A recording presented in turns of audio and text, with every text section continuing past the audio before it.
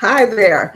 I'm Leonie Lewis, and welcome to the edition of New Day, New Beginnings.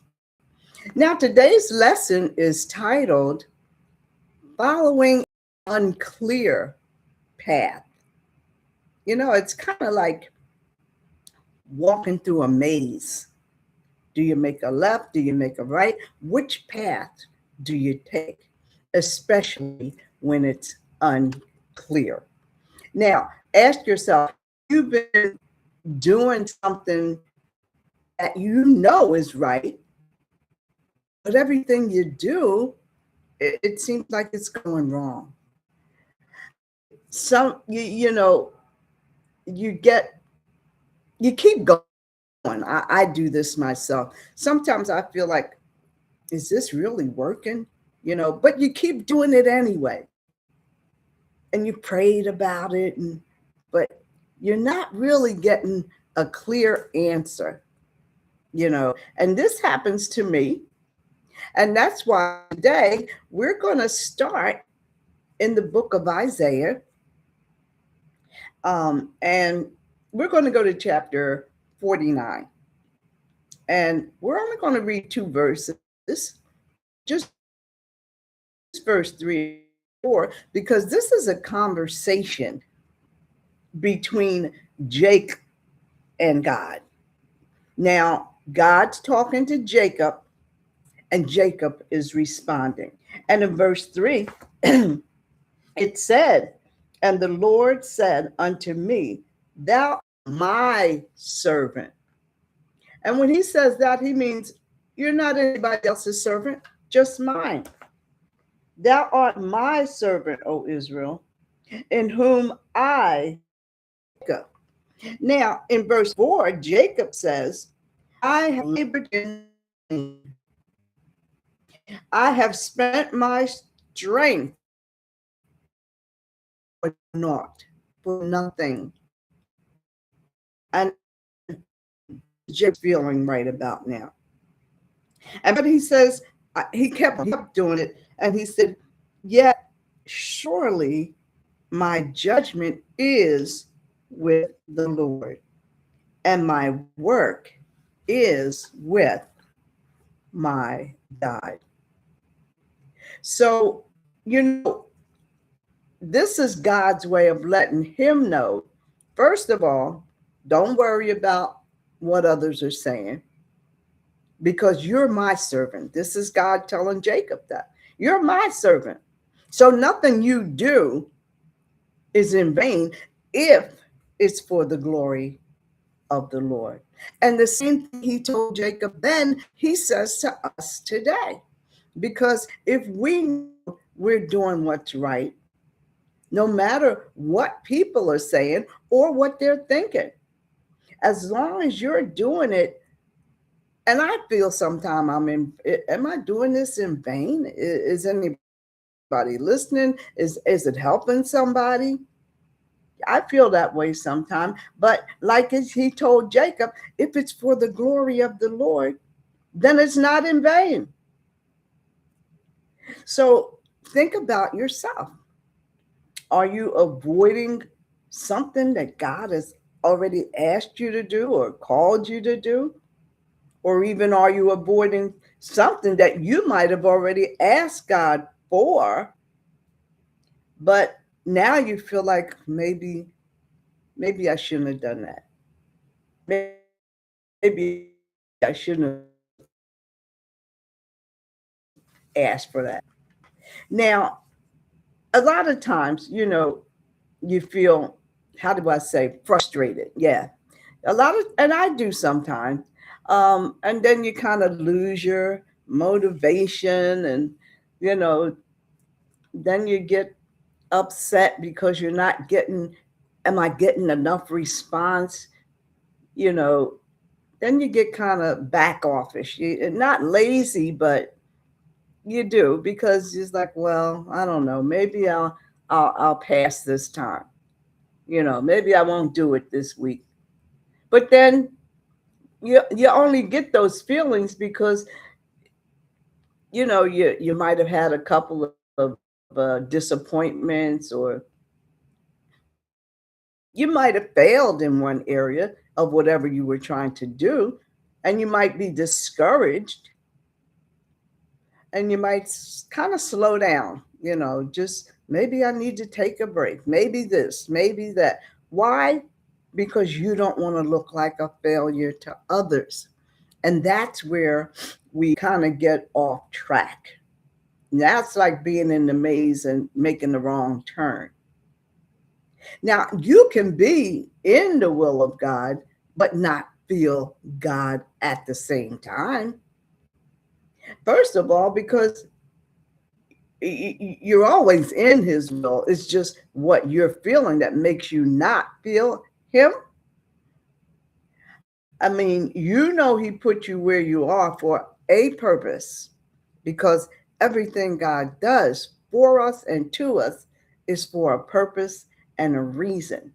And you're there for a purpose, but then, you just go through that time when it just feels like, where are you, Lord? Sometimes I feel like his hand is on your shoulder, on my shoulder, and then I don't know, it's like I start getting just distracted and lose my focus, and it's like, well, where are you, Lord? But then you got to remember that only through God's hand do we achieve our accomplishments anyway. Without his hand in our stuff, we can't accomplish our, what we're supposed to be doing. And God decides. He decides everything. So whatever you're thinking doesn't matter. The point is to continue to keep your focus on God. Keep your focus on what you're doing. Because he decides everything anyway. He decides who comes and goes in our life. We can't control that one iota. We don't know who's going to come, and we don't know who's going to go. Just like if you're at work, you keep putting in for the job. Oh, need a supervisor. You put in for it, but you don't get it. Oh, 6 months later, you put in for it again. Don't get that one either. Well, that's how God operates, because a lot of times you're not ready. You think you're ready, but maybe God doesn't. Now, maybe, but you keep putting in because you just have this feeling, I know I can do this. All I need is a chance. God knows what you need, but he also knows if you're prepared mentally for the job. Now, the third time, there you go. It might be a year later, but maybe you needed that year to get more wisdom, to become a different mindset.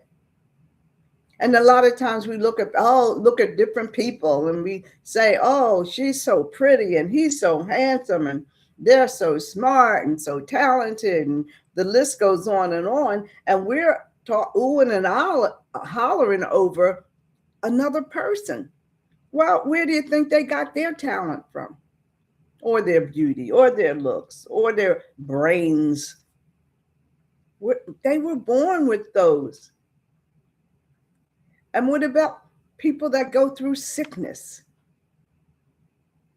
They get surgery, and I've had many of those. They get surgery, and it's like, oh, it's touch and go, and we got to see it's 50-50. And then the next day they're like, oh, they came out of it. No, they didn't come out of it. God brought them out of it. Oh, we thank the doctors. They're so wonderful. Yes, but they got their wisdom from God. So the source is still going to be God, no matter what the outcome is. And a lot of times people go through divorce, but they come out on the other side. So God brought them through. Accidents, same thing. And I'm a victim of that as well. 17 years old, horrendous car accident. Thought I'd never walk again. They thought. Yeah. Oh, she probably won't walk again. And here I am walking, talking, doing my thing. Why?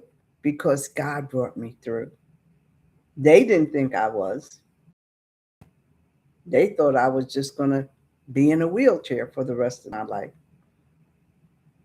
So God keeps us going when we don't see a way how.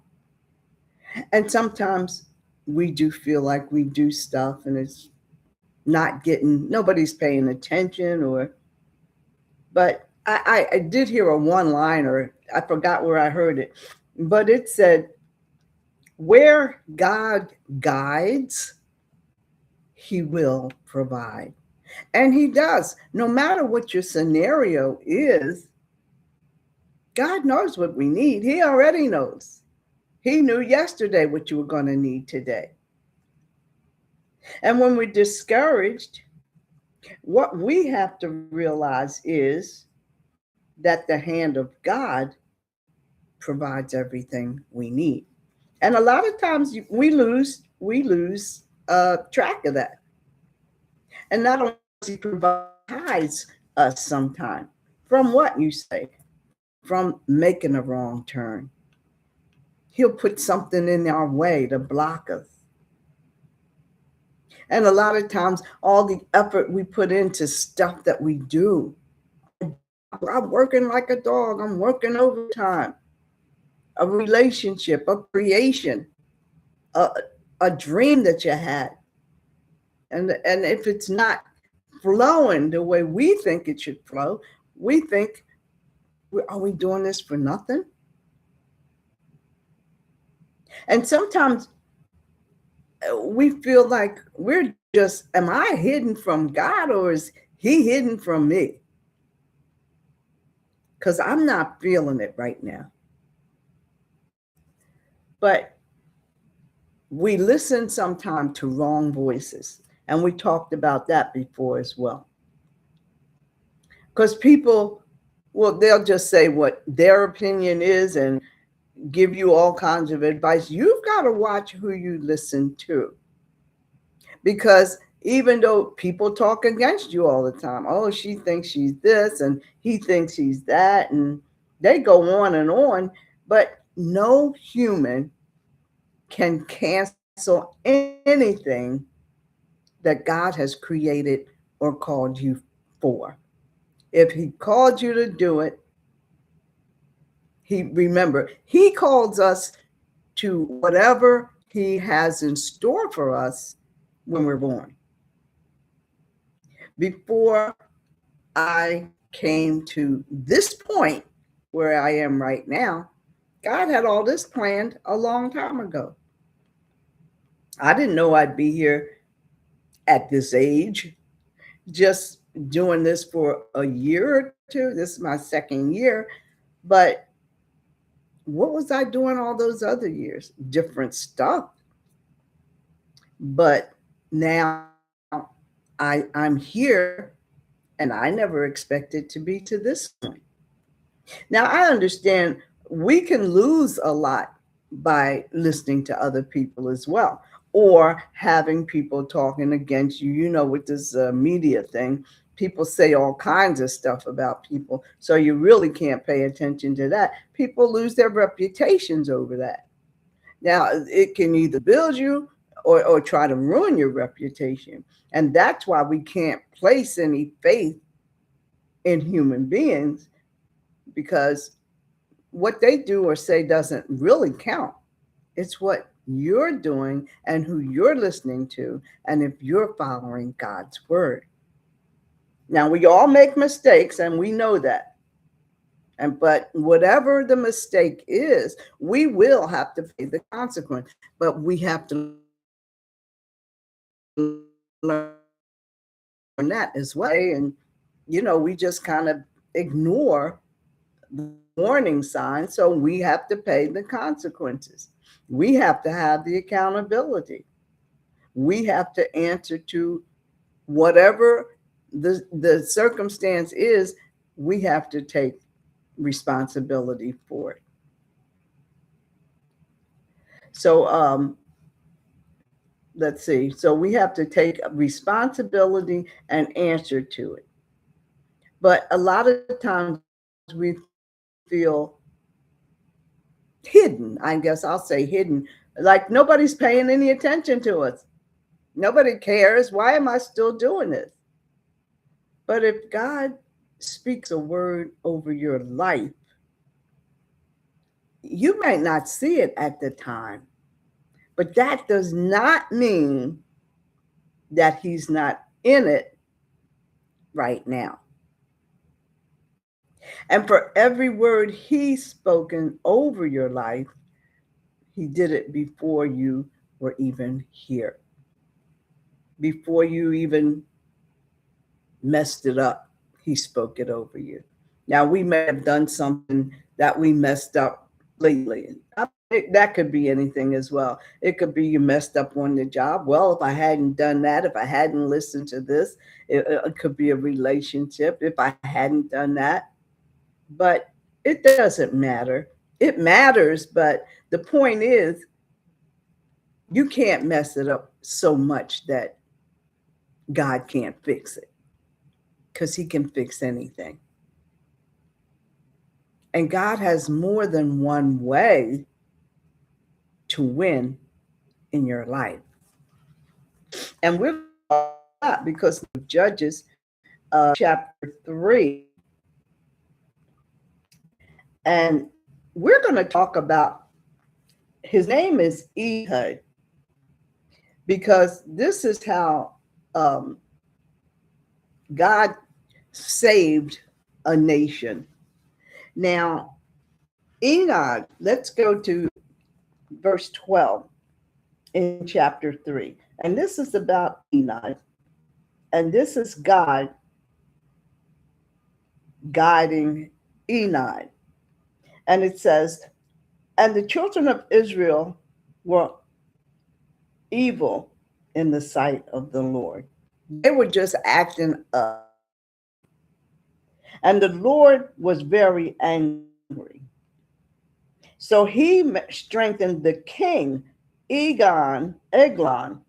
He was the king of Moab. So they were acting so ugly, the Israelites were acting so ugly, that God gave the king the strength to take over them, because they were doing evil in the sight of the Lord. So He gave the king the children of Ammon and Amalek, and they went and smote, meaning they killed Israel and possessed their city. Now, it says, so all the children of Israel served Eglon, the king. They served him for 18 years. And finally, when the children of Israel cried out to the Lord raised them up a deliverer, and that was Ehud. And he, look at this, he was a Benjaminite, but he was a left-handed man. I'm left-handed. I am. I'm a lefty. I was born a lefty. I was born learning to write left-handed. But later on, I wanted to teach myself as I got older to write right-handed. So now back to Ehud, the left-handed guy. So he was left-handed, and by him, the children of Israel sent a present to the king. So now Ehud is going to take a gift to the king Eglon. Got to get those E's straight. So, but before Ehud left, he made a dagger, and he made a two-edged dagger. So that's like a double-edged sword. And it was a cubit in length. And a cubit is 18 inches long. And he hid it in his raiment. That means in his garment, his cloak. but he hid it on his right thigh, on the right side, even though he was left-handed. And he brought the present unto the king